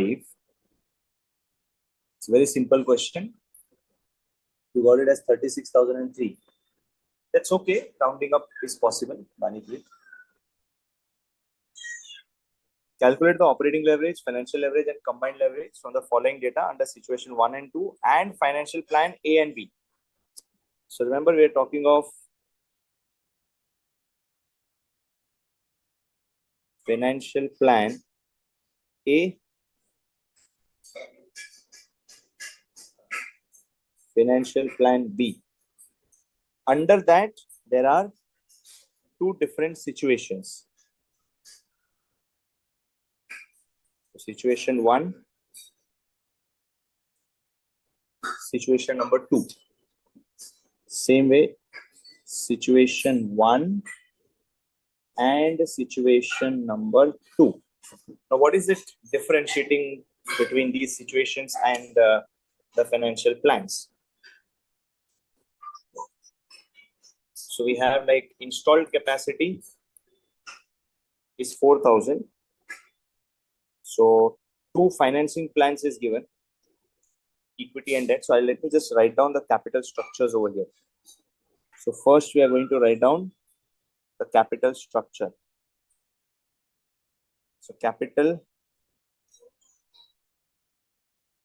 structure, financial plans, we can say one is debt equity is 10,000, 10,000. We can say debt and equity, both of them are 10,000. The financial plan 10,000. Okay. Financial plan 2 or financial plan B is going to be 15,000 of equity and 5,000 of debt.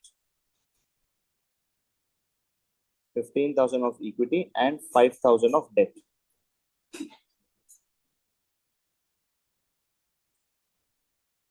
Okay.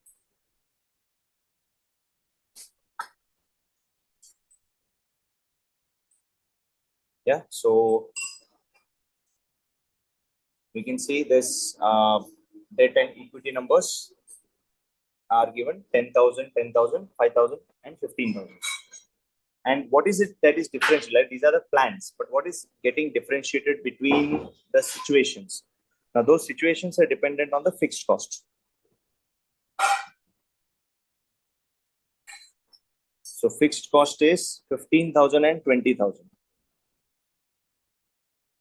So in situation 1, fixed cost is 15,000. And in situation 2, fixed cost is 20,000. Okay, now what we have to do is, we have to compute operating financial combined leverage for all these 4 possibilities. So we have like installed capacity is 4,000, but sale is going to be like 75% of capacity. So we start with sales units. So in whichever situation or financing plan you are, the sales units are going to be like 3,000 units. And selling price is rupees 30 per unit. The sale price per unit is 30 per unit. So sales value is going to be 30,000 into, 3,000 into 30. So 3,000 into 30, that's going to be a sales of 90,000. Right? So sales is 90,000. From that, we will subtract variable cost. Now, what is the value of variable cost? Variable cost value is 15 per unit. Value of variable cost is 15 per unit. So, of course, that's going to be 15 into 3,000, which is 45,000.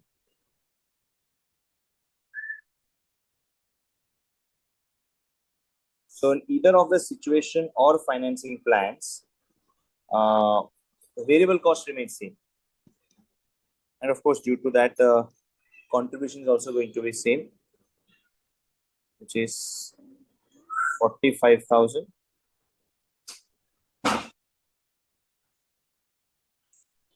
From that, we subtract the fixed cost. Now, fixed cost is something that's going to be differing according to the situation. Under first situation, the fixed cost is 15,000, and in the second situation, fixed cost is 20,000. So this is 15,000 and 20,000. Okay, so contribution less fixed cost we have. Now this gives us the EBIT number. Now the EBIT is going to be differing according to the situation. So EBIT in first case it is 30,000. This is 25,000. Then we have 30,000 and 25,000. We need to further subtract the interest. Now interest will be obviously based on the amount of debt that we have. Now, what's the rate of interest? Debt rate of interest is 20%, guys. So rate of interest is 20%. So 10,000 into 20% is 2,000. That's applicable for the first case, I mean, financial plan A. And for financial plan B, the interest is going to be like 20% of 5,000, which is 1,000. So they've got the profit before tax as 28,000, 23,000, 29,000, and 24,000. Okay. So these are the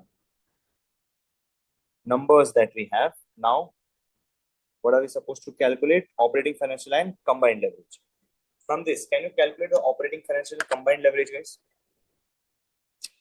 Can you calculate the operating financial and combined leverage from this numbers? Because I've prepared the entire income statement for each of the situation and cases or financing plans. You just need to calculate the leverages. So calculate the leverages, guys. I'll just give you a minute's time. All the three leverages for four possibilities.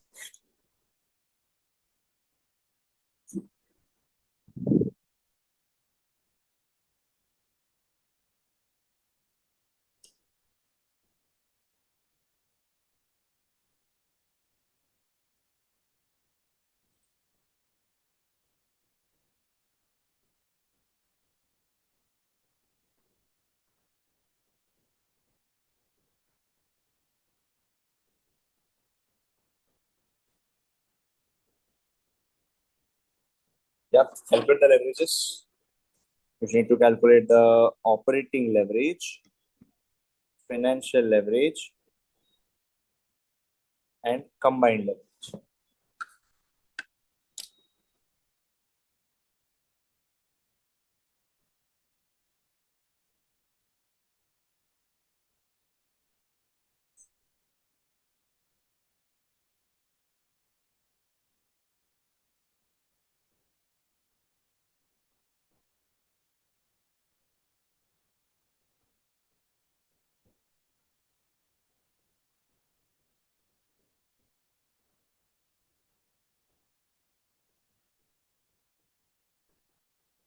Operating leverage, okay.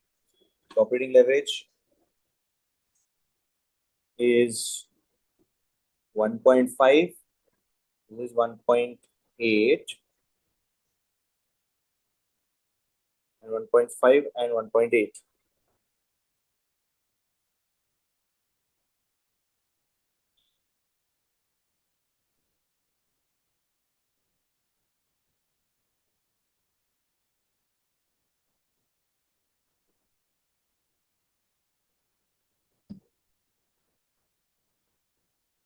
Okay, what's the financial leverage number?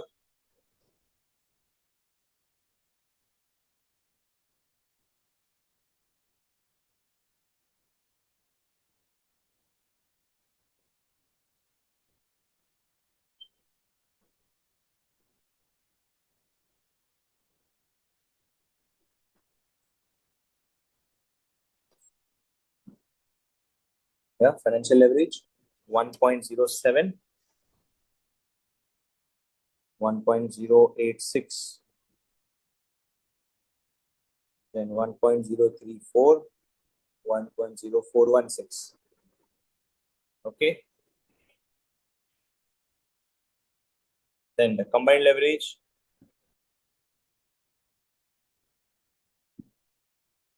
will be 1.605. This is 1.8 into 1.086, which is 1.95. Then 1.5 into 1.034, that's 1.551. Then 1.8 into 1.0416, which is 1.874 or 1.875. This some rounding up error is acceptable. That is absolutely fine. Got it? Did you get these all numbers? Operating, financial, and combined leverage.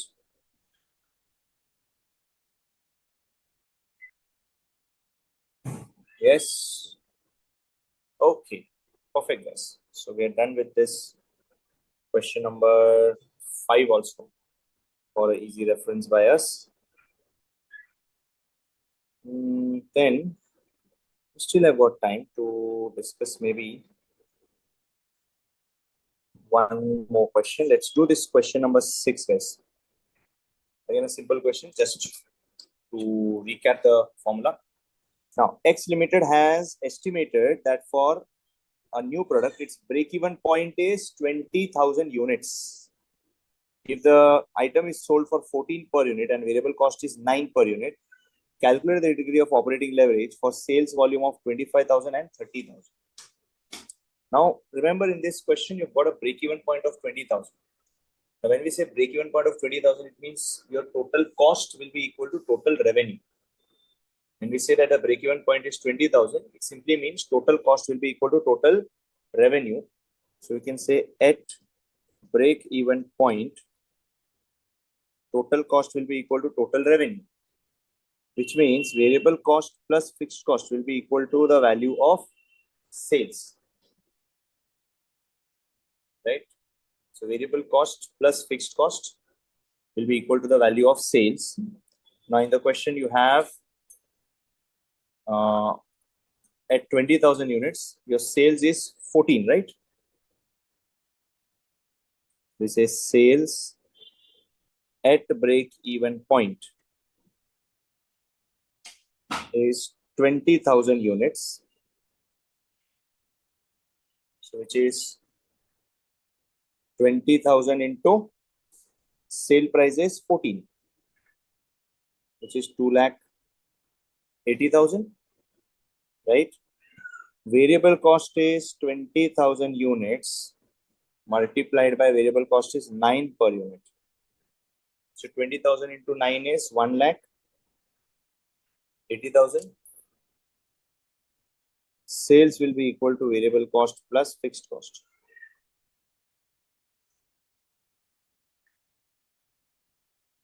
Sales is 2,80,000 is equal to variable cost of 1,80,000 plus fixed cost. So what will be the value of fixed cost, guys?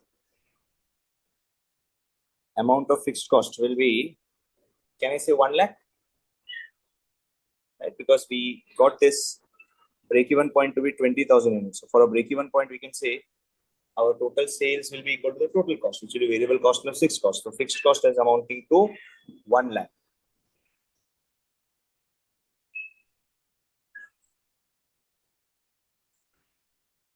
Okay. So fixed cost is 1 lakh, guys. Now after this,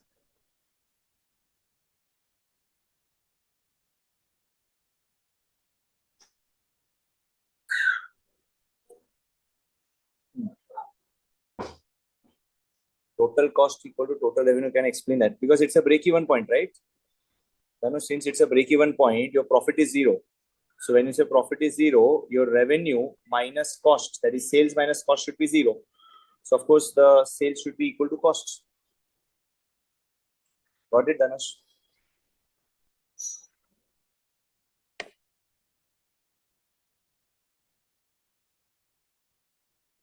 Yeah. Did you get it, Dhanush?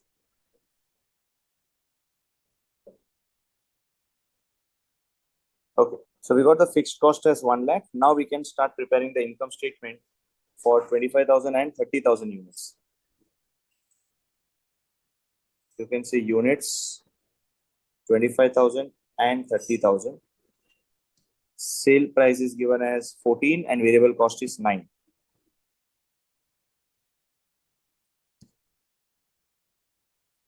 So we can start with sales.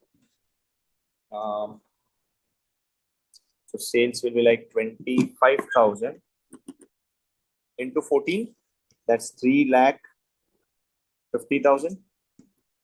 Less variable cost is 25,000 into 9, which is 2,25,000. 3,50,000 minus 2,25,000. That's 1,25,000, which is contribution. Then we get the fixed cost amount, which we have calculated right now, which is 1 lakh. So we get a EBIT number as 25,000. Okay, so at 25,000 units, we need to calculate the degree of operating leverage. The degree of operating leverage will be contribution upon EBIT. So contribution is 1,25,000 divided by EBIT of 25,000, which is 5. So operating leverage is 5.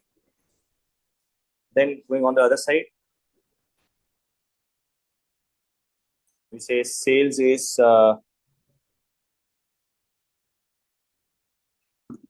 30,000 into 14, which is 4,20,000. Then 30,000 into 9 will be 2,70,000 variable cost. Contribution will be 4,20,000 minus 2,70,000, which is 1,50,000. Fixed cost is 1 lakh. EBIT is 50,000. So now based on this, what will be the operating leverage number? That's going to be 1,50,000 divided by 50,000, which is 3 times. Right? This is your operating leverage number. So this was a typical question where you had where they have given you the fixed cost number. I mean, they haven't given you the fixed cost, but they've given you the break-even point.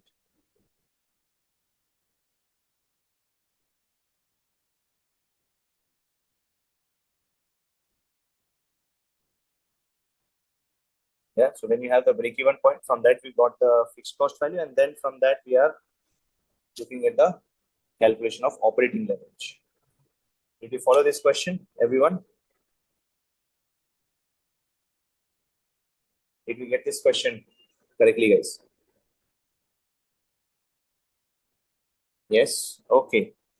So any sort of queries that we have covered till now in the chapter of leverages, guys? Any queries? It's a very simple chapter. That's my opinion, because you just need to follow those simple concepts of leverages to get any other answer.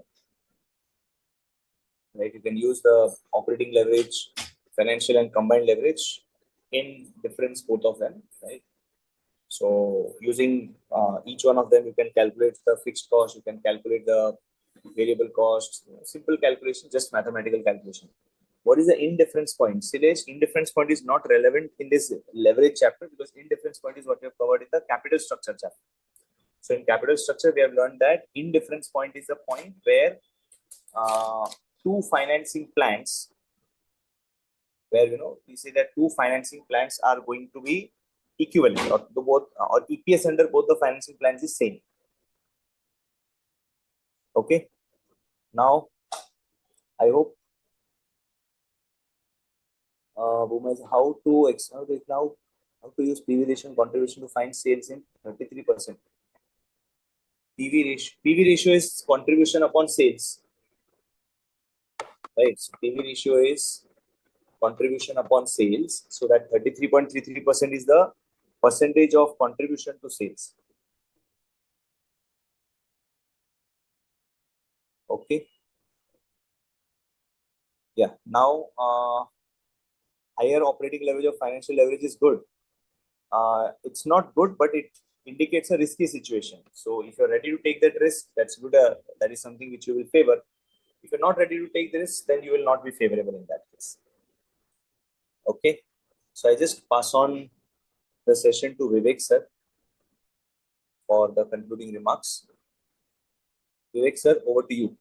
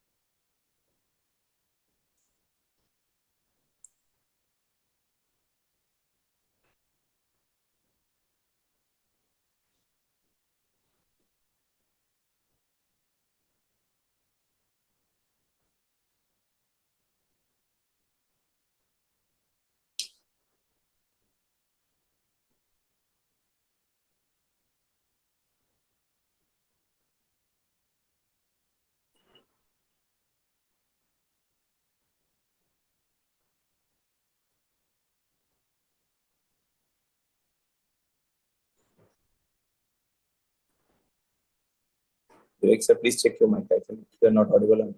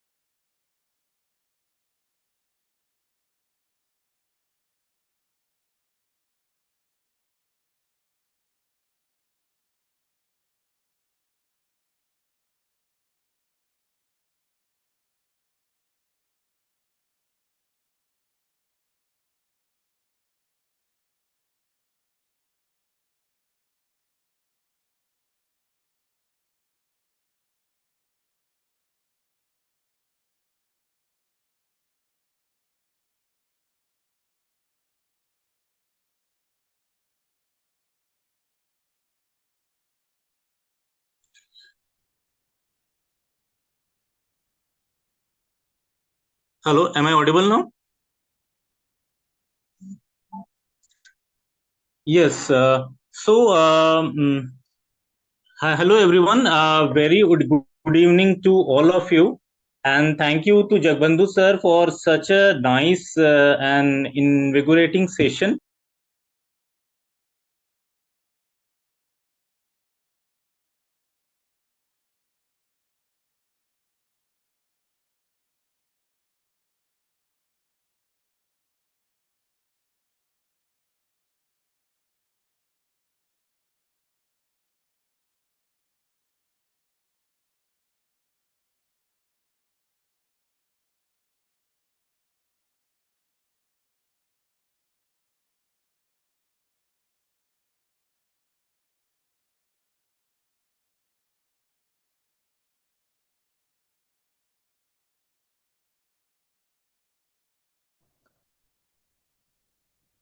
बताओ बेटा।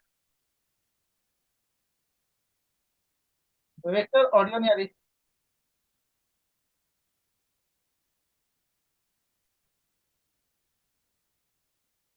आवाज नहीं जा रही,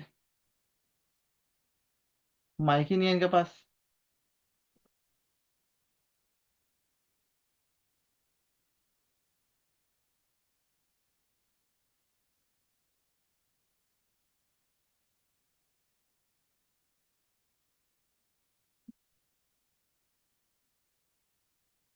एक second, एक second.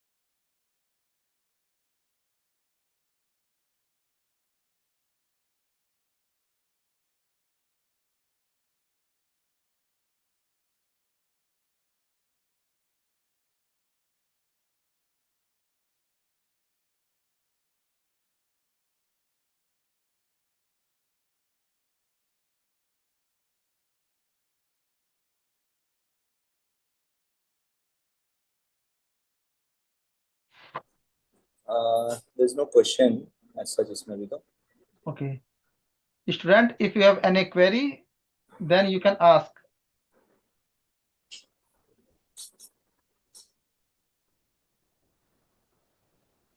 Raise your hand. We will unmute you.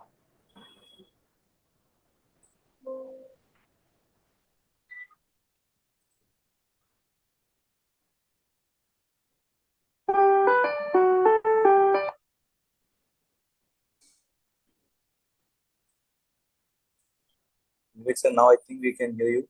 You can unmute in between. You have lost your voice possibly. Yes, sir.